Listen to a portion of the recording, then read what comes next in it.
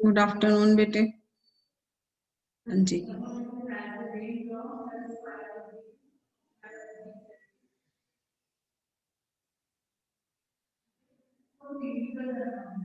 हाँ जी, good afternoon. हाँ जी बच्चे, हम पढ़ रहे थे अलंकार। ठीक है, अलंकार में मैंने आपको समझा दिया था। एक तो हो गया हमारा शब्दालंकार। ठीक है, शब्दालंकार में मैंने आपको समझाया था अनुप्रास, यमक और श्लेष। ठीक है, यमक, अनुप्रास और श्लेष। अब हमने करना था उसके बाद अर्थ अलंकार। ठीक है, अर्थ अलंकार में जो है अर्थ अलंकार का संबंध किससे होता है? भावों की सुंदरता से। अर्थ अलंकार का संबंध किससे होता है? भावों की सुंदरता से। इसका अर्थ है कि इसके द्वारा भावों की अनुभूति चमत्कार पूर्ण ढंग से होती है। इसके द्वारा भावों की अनुभूति जो है चमत्कार पूर्ण ढंग से होती है। अर्थालंकार में क्या होता है? अर्थालंकार में जो भावों का संबंध है वो किससे होता है? अर्थालंकार में भावों का संबंध जो है सुंदरता से है। अर्थालंकार में भावों का संबंध सुंदरता से है। इसके द्वारा भावों की अनुभूति चमत्कार पूर्ण ढंग से होती है। ठीक है, तो इसमें है कि उपमा अलंकार। अर्थालंकार में सबसे पहले होता है अर्थालंकार में जो है भावों की अनुभूति चमत्कार पूर्ण ढंग से होती है। उसमें सबसे पहले आता है उपमा अलंकार। उपमा अलंकार में हम पढ़ते हैं कि रूप, रंग और गुण के कारण उपमेय की उपमान से तुलना की जाए, उसे कहते हैं हम उपमा अलंकार। अब इसको कैसे समझते हैं? दोबारा से सुनिए। पहले हमने पढ़ा जो है शब्द अलंकार। शब्द अलंकार में हमने पढ़े 3 अलंकार। कौन कौन से पढ़े हमने शब्द अलंकार में? 3 अलंकार। उसमें हमने पढ़ा यमक, श्लेष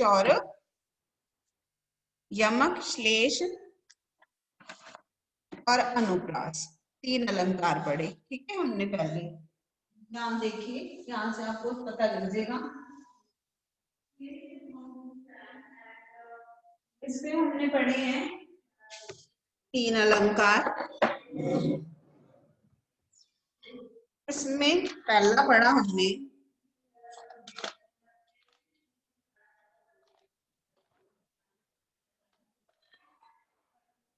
शब्दालंकार। पहला हमने पढ़ा शब्दालंकार। ठीक है, शब्दालंकार में हमने पढ़े, एक तो पढ़ा हमने अनुप्रास, ये हमारी रिवीजन है। अनुप्रास। दूसरा हमने पढ़ा यमक। ठीक है, तीसरा हमने पढ़ा श्लेष। श्लेष मैंने आपको समझाया था, जब एक ही शब्द के बहुत सारे अर्थ निकलते हैं उसे हम क्या कहते हैं? श्लेष अलंकार। और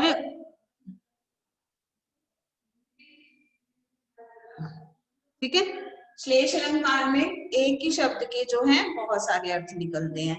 अनुप्रास में एक ही वर्ण है जो वो बार बार आता है।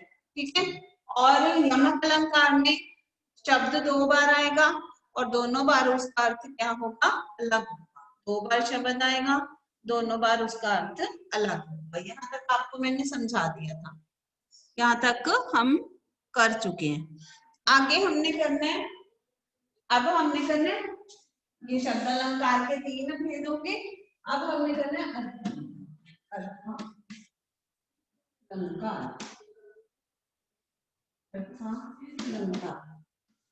अर्थालंकार में सबसे पहले आता है उपमा। उपमा अलंकार आज हम पढ़ेंगे। उपमा अलंकार। उपमा पहले अर्थालंकार क्या होता है? जहां पर काव्य में अर्थ के कारण चमत्कार उत्पन्न होता है। किसके कारण? अर्थ के कारण चमत्कार उत्पन्न होगा, उसे हम कहते हैं उपमा अलंकार। जहां पर अर्थ के कारण चमत्कार उत्पन्न होगा उसे हम कहते हैं अर्थ अलंकार।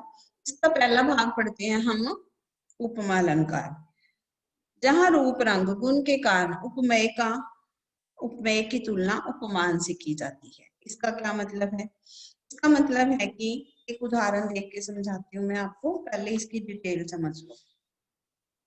इसमें उपमा अलंकार में 4 चीजें होंगी। वो क्या क्या होंगी?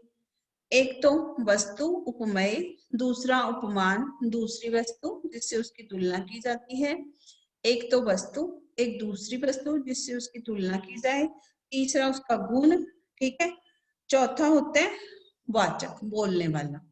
ठीक है, 4 चीजें होती हैं इसमें। अब इसको एक उदाहरण के साथ समझते हैं। जहां रूप रंग गुण के कारण, पहले इसका लक्षण मतलब इसकी परिभाषा देखो उपमा की। जहां उपमा अलंकार, जहां रूप रंग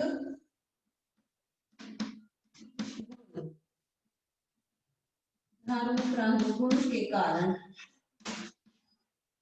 जहां रूप रंग गुण के कारण उपमेय की उपमान से तुलना की जाए, उपमेय की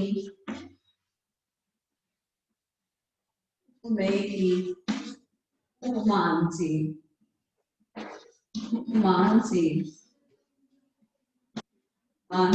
तुलना की जाए, उपमेय की उपमान से तुलना की जाए। ठीक है, वहां कौन सा अलंकार होता है? वहां उपमा अलंकार होता है। वहां उपमा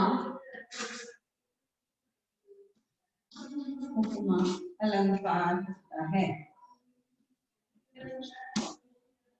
अलंकार, वहां उपमा अलंकार होता है।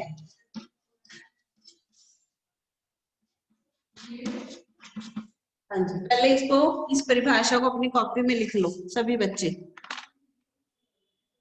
ये परिभाषा अपनी कॉपी में लिख लीजिए सभी। अपनी वीडियो ऑन करो एक बार, दिवांशी। सभी बच्चे वीडियो ऑन करो। खुशप्रीत, दिवांशी, तान्या, मोहित, सानिया, दिवांशी, वीडियो ऑन कीजिए बच्चे अपनी, जल्दी से। खुशप्रीत, वीडियो ऑन कीजिए, मैंने देखना आप काम कर रहे हो। मोहित, सानिया, वीडियो ऑन कीजिए बच्चे। Very good Khushpreet. तान्या आप भी कीजिए।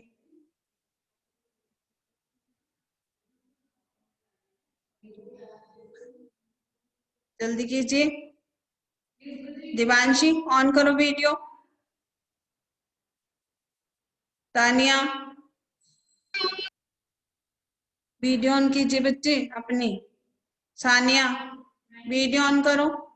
दिवांशी,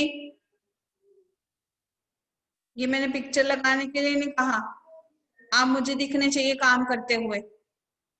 तानिया आप भी, तानिया धीमान, हिमांशी, तानिया, दिवांशी वीडियो ऑन कीजिए अपनी। मोहित, सानिया वीडियो ऑन करो।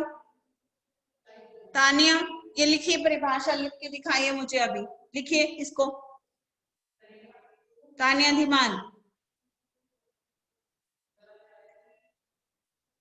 और अपनी ऑडियो कनेक्ट कीजिए। तानिया, दिवांशी वीडियो में मुझे दिखने चाहिए आप काम करते हुए। मोहित, सानिया आप भी, तभी समझ आएगा, ये ऐसे नहीं समझ आएगा।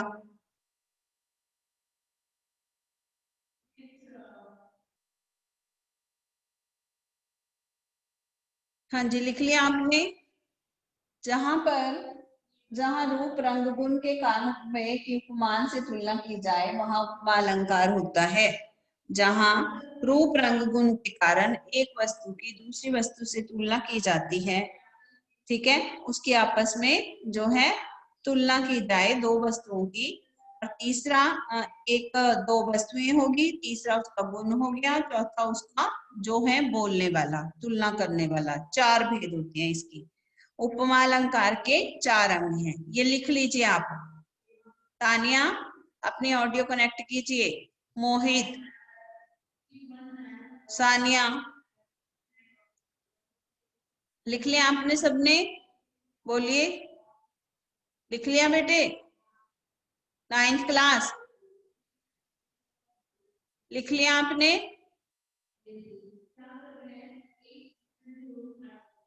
बोलो बच्चे। हिमांशी लिख लिया?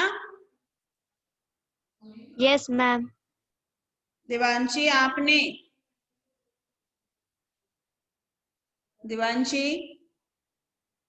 यस मैम, लिख लिया। आपने वीडियो क्यों नहीं ऑन कर रहे आप? नैना आप इतने दिन बाद आए हो, कहाँ थे आप? नैना आप क्यों नहीं आ रहे थे इतने दिन से? क्लास क्यों नहीं लगाई आपने?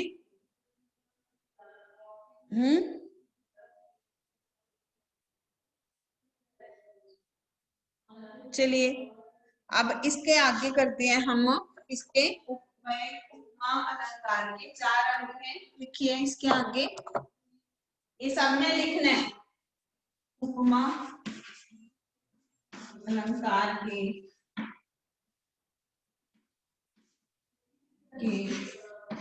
4 अंग हैं।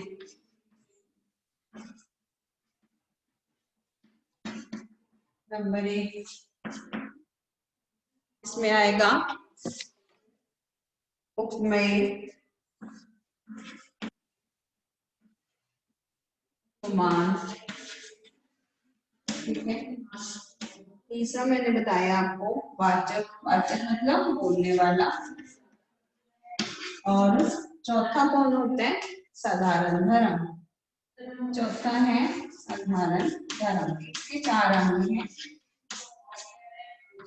अब हम इसको एक उदाहरण के साथ समझते हैं, ठीक है।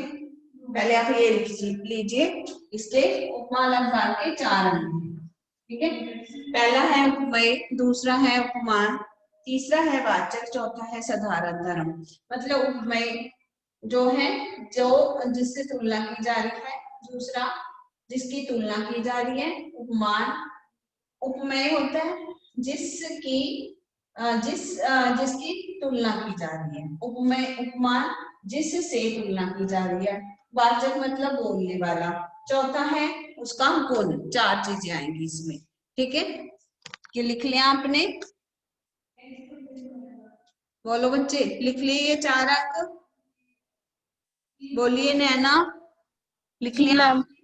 मोहित, सानिया, ये लिखना है सारा अपने उपमा अलंकार का। देवांशी आप कह रहे हैं बुक नहीं है, तो यहाँ से लिखिए, मैं सारा लिख के करवा रही हूँ आपको, सारे अलंकार। चलिए यहाँ से लिखिए उपमा अलंकार। 4 अंग हो गए इसके उपमा अलंकार के। अब इसको समझते हैं एक उदाहरण के साथ। मैम, हाँ जी बेटे। मैम आपने तीसरा भेद कौन सा लिखा है? तीसरा है वाचक मतलब बोलने वाला। अभी मैं इसको समझाती हूँ आपको कि कैसे इसकी हमने उदाहरण के साथ कैसे समझ आएगा। अब मैं एक उदाहरण लिख रही हूँ यहाँ पर। उदाहरण है इसका, उदाहरण पीपर पात सरिस मंडोला। पर पात सरिस, पर पात सरिस मंडोला, ठीक है। इसका क्या अर्थ है? पीपल के पत्ते के समान मन डोल गया। पीपल के पत्ते के समान मन डोल गया। मन नंबर 1 हो गया हमारा उपमेय। मन हो गया हमारा 1 नंबर, ठीक है। किससे तुलना की इसकी? पीपल के पत्ते के समान, 2 नंबर, ठीक है। सरिस हो गया समान, और बोलने वाला एक क्या हो गया?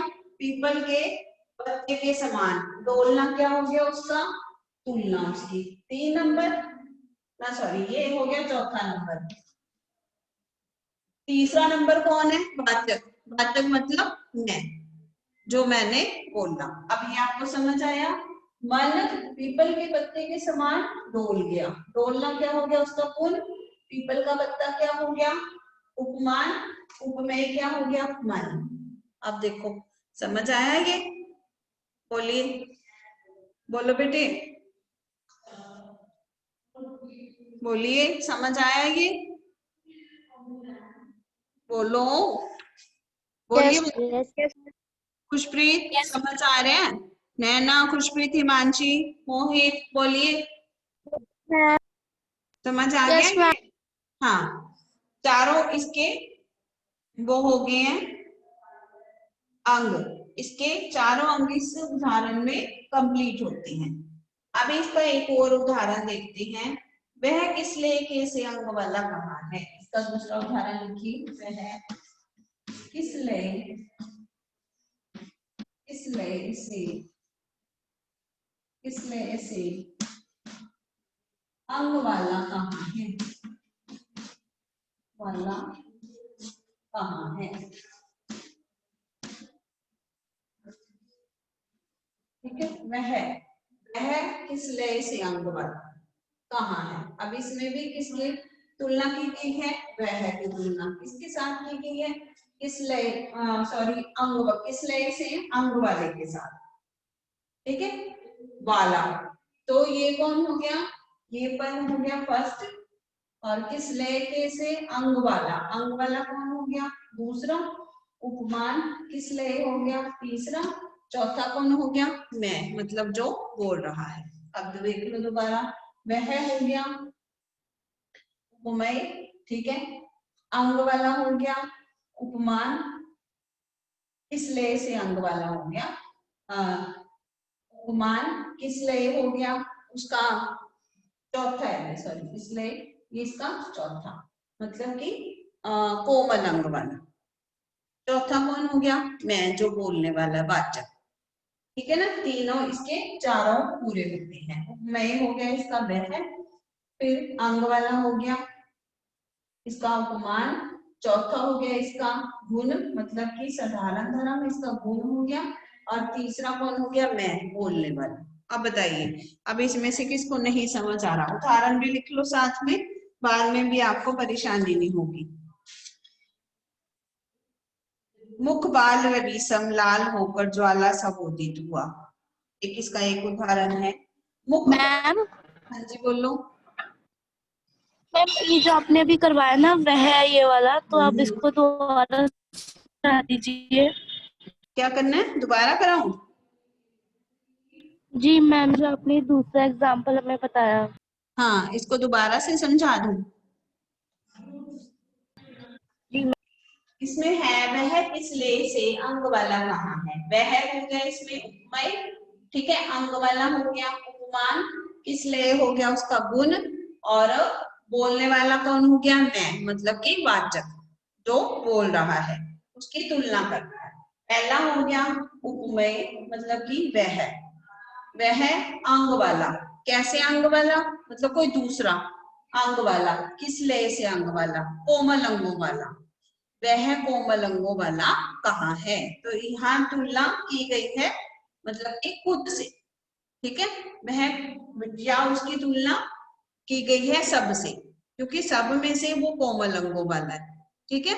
तो वह किस ले किस अंग वाला कहाँ है, जहां पर तुलना का भाव आ जाए, मतलब एक की तुलना दूसरे से की जाए, वहां हम क्या करते हैं, वहां हम क्या करते हैं उपमा अलंकार मानते हैं, ठीक है। फिर एक है इसमें, नील गगन स हृदय शांत सा सो रहा, नील गगन शांत हृदय से, शांत हृदय की तरह सो रहा है। नील गगन कैसा है, कैसा मतलब किस तरह सो रहा है, शांत हृदय की तरह सो रहा है, नील गगन शांत हृदय की तरह सो रहा है, ठीक है। तो यहाँ पर नील गगन की तुलना है जो किससे की गई है, शांत हृदय से, किससे की गई है, शांत हृदय से की गई है। नील गगन की तुलना शांत हृदय से की गई है। अब देखिए अगला है इसमें, हाय फूल सी कोमल बच्ची हुई राख की थी ढेरी, कोमल बच्ची कैसी होगी, हुई राख की थी ढेरी, कोमल बच्ची राख की ढेरी के समान हो गई। राह की ढेरी में बदल गई। तो कोमल बच्चे की तुलना किससे की गई है? राह की ढेरी से। फिर इसमें एक और दिखती है, मुख बाल रविसम। मुख कैसा है? मुख बाल मतलब कि बालक का मुख, रविसम, रवि कौन है? सूर्य के समान, लाल होकर, ज्वाला सा बोधित हुआ। बच्चे का मुख सूर्य के समान लाल होकर के जो है जलने लगा। उसकी मतलब कि रोशनी उसकी कैसी थी? सूर्य के समान। तो यहाँ पर बच्चे की तुलना किससे की गई है? समानता का भाव किससे किया गया है?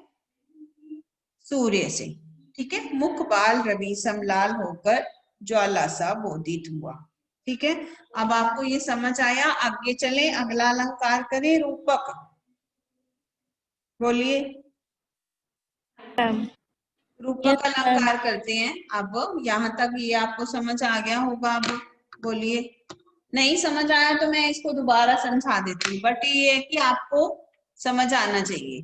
बोलिए हिमांशी। हिमांशी, नैना, यस मैम। समझ आ गया बेटे? चलें आगे। जी मैम। मैं आपके लिए ही दोबारा करा रही हूँ ताकि आपको ये फिर से समझ आ जाए। फिर अगली बार में जो इसके उदाहरण है, अगली जो होएगी फिर रिवीजन, फिर इसके उदाहरण कराऊंगी बार बार। ठीक है, अब हम करते हैं अगला रूपक अलंकार। रूपक अलंकार क्या होता है? अब हम करते हैं इसका अर्थ अलंकार में दूसरा अलंकार आता है रूपक अलंकार। रूपक अलंकार क्या होता है? रूपक अलंकार में इसकी उदाहरण वो सुनिए परिभाषा। रूपक अलंकार में दो वस्तुओं, व्यक्तियों में अद्भुतता को प्रकट किया जाता है। नाटक भी क्या है? रूपक अलंकार है। रूपक अलंकार क्या होता है? दूसरा है अर्थ अलंकार में आता है कि रूपक अलंकार। रूपक अलंकार लिखिए इसको, इसकी परिभाषा लिखिए, या इसके लक्षण है ये। रूपक अलंकार सभी बच्चे लिख लो बेटे, कुछ भी नहीं है आपके पास होंगे। रूपक अलंकार में तभी आपको लिखवा के करानी है। मैं अलंकार में दो वस्तुओं,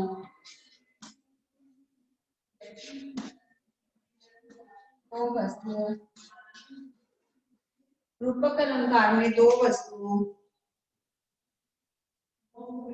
व्यक्तियों में, दो वस्तुओं में या दो व्यक्तियों में,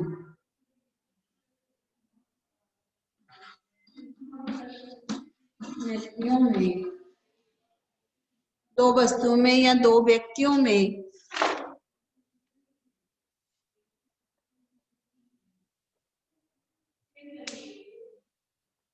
दो वस्तुओं में, दो व्यक्तियों में अद्भुतता को प्रकट किया जाता है। अद्भुतता, अद्भुतता,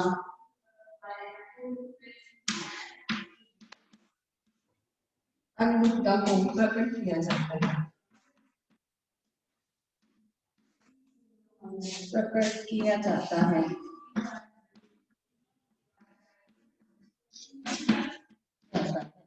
ठीक है, जो नाटक है, नाटक को भी हम रूपक कहते हैं। ठीक है, अब यहाँ पर लक्षण क्या होता है? जहां उपमेय में उपमान का आरोप हो। अब लिखिए इसमें, इसका लक्षण भी है साथ में। जहां उपमेय में, जहां उपमेय में उपमान, मान का आरोप हो।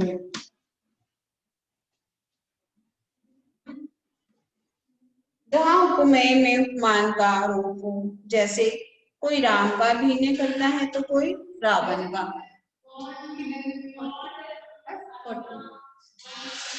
कोई राम का अभिनय करता है तो कोई रावण का। ठीक है, जहां उपमेय में उपमान का आरोप हो वहां रूपक अलंकार होता है।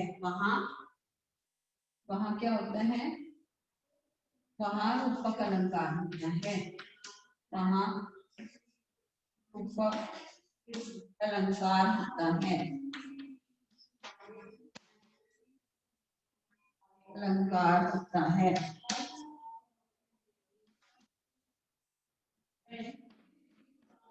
ठीक है, वहाँ रूपक अलंकार होता है। हाँ जी, लिखिए इसको अपने कॉपी में, सभी बच्चे लिखेंगे। रूपक अलंकार में दो वस्तुओं तो या व्यक्तियों में अद्भुतता को प्रकट किया जाता है। मतलब कि अद्भुतता का मतलब है कि उसके जैसा, मतलब हैरान हो जाना, सेम जैसा दिखना, तो उसको कहते हैं अद्भुतता। जहां इसका लक्षण क्या है, जहां उपमेय में उपमान का रूप हो वहां रूपक अलंकार होता है। वो कैसे? जैसे कि आपने रामलीला देखी है, वहां पर क्या होता है कि एक व्यक्ति दूसरे का अभिनय करता है, जैसे कि कोई राम का अभिनय करता है तो कोई रावण का अभिनय करता है। ठीक है, तो सेम चीज पाई जाती है, मतलब कि बिल्कुल उसके जैसा रूप बन जाता है, उसे हम कहते हैं रूपक अलंकार, सेम रूप बन जाना। अद्भुतता होती है, हमें हैरानी होती है।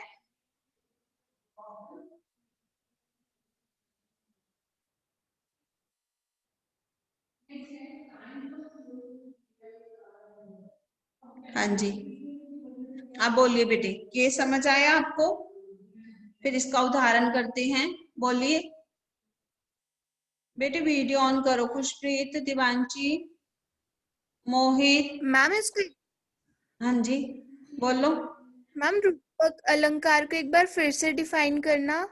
रूपक अलंकार में मैंने आपको बताया है कि जहां पर दो वस्तुओं में दो व्यक्तियों में अद्भुतता को प्रकट किया जाता है, मतलब एक व्यक्ति दूसरे का रूप धारण कर लेता है सेम जैसा।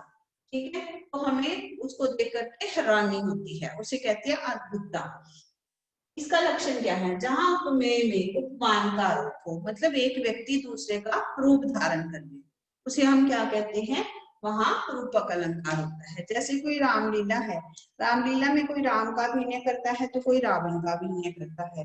ठीक है, फिर इसका हम एक उदाहरण देखते हैं। पहले आप ये कर लो, उतार लिया आपने ये, इसको कॉपी में उतारो सभी बच्चे।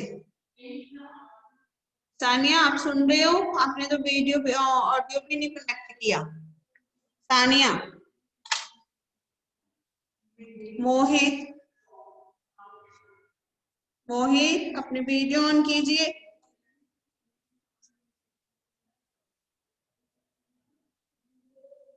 खुशप्रीत, आप भी वीडियो ऑन कीजिए। चलिए लिखिए इसको जल्दी से। हाँ जी, डन। इसका उदाहरण करिए अब आगे, बोलिए। Yes ma'am. करें? मैम। ये कर लिया आपने?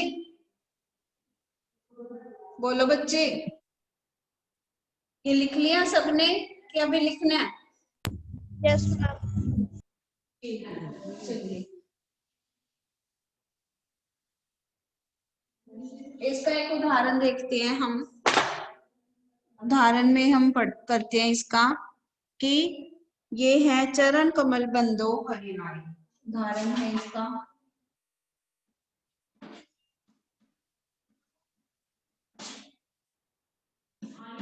चरण कमल बंदो हरिराय। चरण कमल बंदो हरिराय, मैं भगवान के चरण जो है कमल रूपी चरणों की वंदना करता हूँ। भगवान के चरण हमने कैसे माने यहाँ पर? ठीक है, ये है, मैं भगवान के जो है चरण जो है कमल रूप है, भगवान के चरण रूपी कमलों की जो है वंदना करता हूँ। मैं भगवान के कमल रूपी चरणों की वंदना करता हूँ। भगवान के चरण कैसे हैं? कमल जैसे। तो जब भगवान के चरण को किसके समान माना है? कमल के समान। तो चरण को किसका रूप दे दिया? कमल का। तो यहाँ पर कौन सा अलंकार हो गया? रूपक अलंकार। ठीक है, हमने भगवान के चरणों को कमल के समान माना है। मैया मैं तो चंद्र खिलौना ले हो, मैया मैं तो चंद्रमा जैसा खिलौना लूंगा। चंद्र खिलौना मतलब चंद्रमा जैसा खिलौना लेना है, चंद्रमा जैसा है बिल्कुल जो, वो खिलौना लेना है। खिलौने को कौन सा रूप दे दिया? चंद्रमा का। तो यहाँ पर कौन सा अलंकार है? रूपक अलंकार। ठीक है जी। इसके जो उदाहरण हमें करने पड़ेंगे, तो हमें जो है ये अलंकार समझ आते हैं। अगर हम जितने इसके उदाहरण करते हैं उतनी बार हमें ये समझ आएगा। इसकी उदाहरण है भज मन चरण कमल अविनाशी, कि जहाँ चरण है जो कमल के समान है, यहाँ रूपक अलंकार है। फिर है संत हंस कुनिहि पै परिहर बारी, यहाँ संत पर हंस का गुण है। संत को किसके जैसा बताया है? हंस जैसा। तो जब समान माना जाता है तो वहां पर रूपक अलंकार होते हैं, हम उसको रूप देते हैं। ठीक है जी, बोलिए आया समझ आपको? बोलो बच्चे, दोनों अलंकार समझ आए? बोलिए हिमांशी, कुछ प्रीत, समझ आ गया? Yes ma'am. यस। चलिए ठीक है जी, यस मैम। ओके जी। थोड़ा ना इंटरेस्ट के साथ बैठा करूं, ठीक है? मैं इसीलिए वो उस पे करा रही हूँ आपको, बोर्ड पे समझा समझा के। जिसके पास बुक नहीं है वो भी कर सकता है अच्छी तरीके से, ठीक है?